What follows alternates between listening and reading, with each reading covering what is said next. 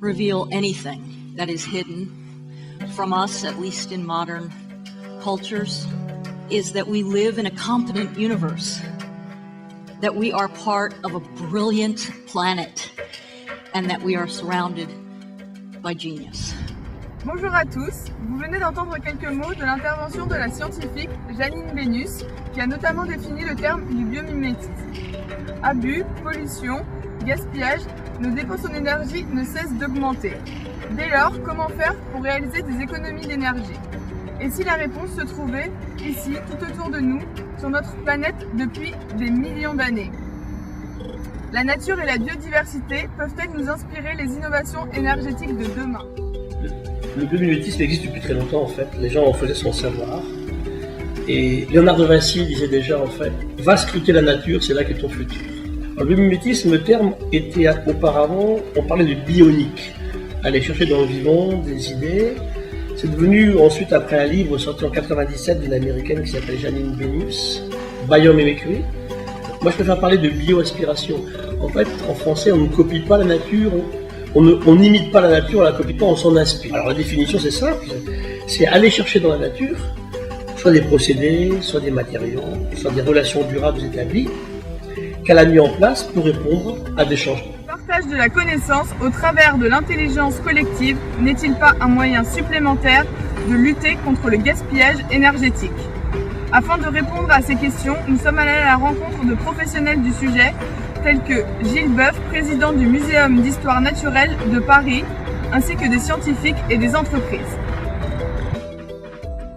La nature est excellente parce qu'elle régit toujours en optimisant au coût énergétique le plus bas. Voilà. Peut-on dès lors en conclure que le biomimétisme est au service des économies d'énergie?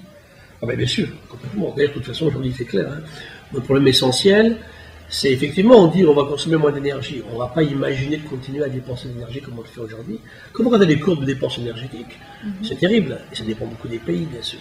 Donc c'est un des grands aspects du biomimétisme, c'est la question de l'énergie. La nature, en fait, ne maximise jamais les coûts. Elle les optimise, comme vous le disiez à l'instant.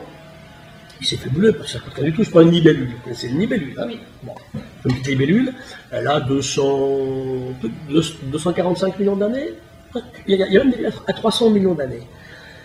Eh bien, elle tourne sa tête à 360 degrés, elle voit des milliers d'images par seconde, elle vole à 80 km/h, avec pratiquement pas d'énergie, elle encaisse en accélération 40 fois l'accélération de la Terre, 40 G, elle est magnifique. Et elle fait ça en fait à un coût d'énergie tout à fait ridicule. Auparavant, vous êtes membre du Centre européen d'excellence en biomimétisme, de service plus communément appelé le CBIOS. Oui. Pouvez-vous nous dire ce que c'est et comment est régi le fonctionnement du CBIOS? Le CBIOS, c'est l'idée de construire quelque part en Europe un centre intelligent, plus qu'un think tank, un rassemblement d'entreprises, de PME, de grands groupes industriels, de scientifiques fondamentaux qui travaillent dans des laboratoires d'État, de scientifiques et d'ingénieurs d'entreprises privées, pour se mettre en commun et réfléchir à une amélioration de connaissances en biomimétisme, pour fabriquer des objets, des outils, des matériaux, des procédés. Est-ce qu'on peut dès lors conclure que c'est une forme d'intelligence collective? En tout cas, ce à quoi je crois, c'est un partage, c'est une mise en commun, et surtout c'est une organisation qui s'installe avec beaucoup d'humilité.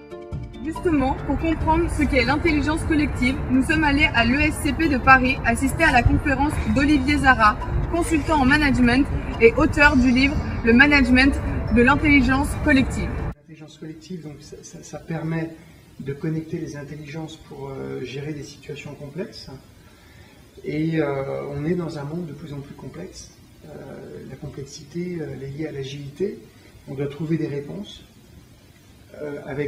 en fait, individuellement, c'est même plus une question d'être intelligent ou pas intelligent, c'est de ne pas savoir. Il faut être dans une posture où on a compris qu'on ne savait pas. Et si on a compris qu'on ne savait pas, à ce moment-là, on va être beaucoup plus tenté de mobiliser l'intelligence collective. On arrive dans un monde où il y a des pressions énormes qui s'exercent sur les entreprises, et ces pressions qui s'exercent, elles transforment l'union des cerveaux, c'est sympa, si on ne le fait pas, c'est pas grave, ce qui est vrai quand on est en phase de croissance, qu'on est dans un monde assez stable, on n'a pas forcément besoin d'être agile.